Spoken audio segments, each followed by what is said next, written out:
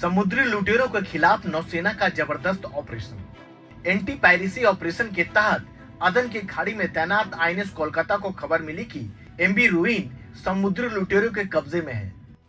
इस जहाज को लुटेरों से छुड़ाने के लिए नौसेना ने वायुसेना की मदद ली। 6000 फुट की ऊंचाई से मार्कोस कमांडो को उतारा गया। लुटेरों पर युद्धपोत से नजर रखी गई। 40 घंटे तक चली कार्रवाई के बाद नौसेना ने एमवी रूइन को छुड़ा लिया, जो करीब 3 महीने से समुद्री लुटेरों के कब्जे में था, और 15 क्रू मेंबर को बचाया। साथ ही जहाज पर कब्जा करने वाले 35 समुद्री लुटेरों को भी पकड़ लिया। Got 35 Somali pirates. बहुत पहले हो चुका है, क्योंकि 2011 में या उससे पहले भी we have captured pirates and we have brought them to trial in Bharat. So, but in the last about 10 years or so, ये पहली बार ये हो रहा है।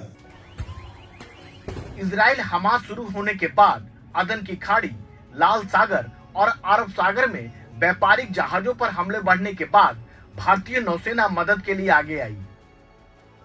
उसने एंटी ड्रोन और मिसाइल हमलों को रोकने के लिए अपने युद्धपोत तैनात किए।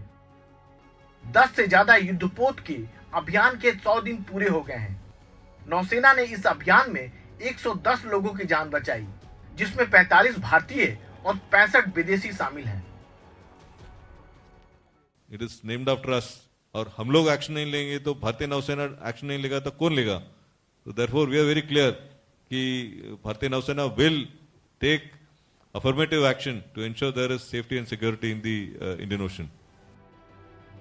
अरब सागर और हिंद महासागर में भारतीय नौसेना की कार्रवाई नौसेना की पहुंच और बढ़ते दबदबे का सबूत है। नौसेना का कहना है कि इसी रास्ते उसका ज्यादातर व्यापार होता है, लिहाजा वो इस क्षेत्र को सुरक्षित रखने के लिए हर संभव प्रयास करता रहेगा।